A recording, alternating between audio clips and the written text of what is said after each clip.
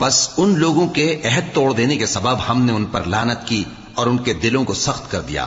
یہ لوگ کلمات کتاب کو اپنے مقامات سے بدل دیتے ہیں، اور جن باتوں کی ان کو نصیحت کی گئی تھی ان کا بھی ایک حصہ فراموش کر بیٹھے، اور تھوڑے آدمیوں کے سوا ہمیشہ تم ان کی ایک نہ ایک خیانت کی خبر پاتے رہتے ہو۔ سو انہیں معاف رکھو اور ان سے درگزر کرو۔ اللہ احسان کرنے والوں کو دوست رکھتا ہے۔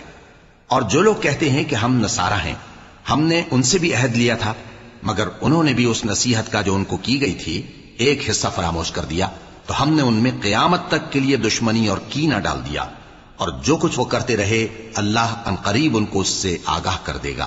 اے اہل کتاب، تمہارے پاس ہمارے پیغمبر آخر الزماں آ گئے ہیں کہ جو کچھ تم کتاب الہی میں سے چھپاتے تھے وہ اس میں سے بہت کچھ تمہیں کھول کھول کر بتا دیتی ہیں، اور تمہارے بہت سے قصور معاف کر دیتی ہیں۔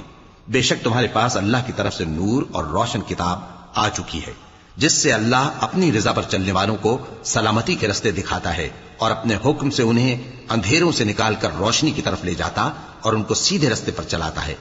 جو لوگ کہتے ہیں کہ اللہ جو ہے وہی مسیح ابن مریم ہے، وہ بے شک کافر ہیں۔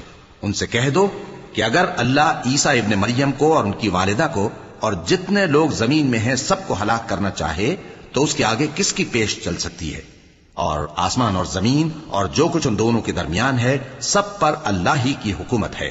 وہ جو چاہتا ہے پیدا کرتا ہے، اور اللہ ہر چیز پر پورا قادر ہے۔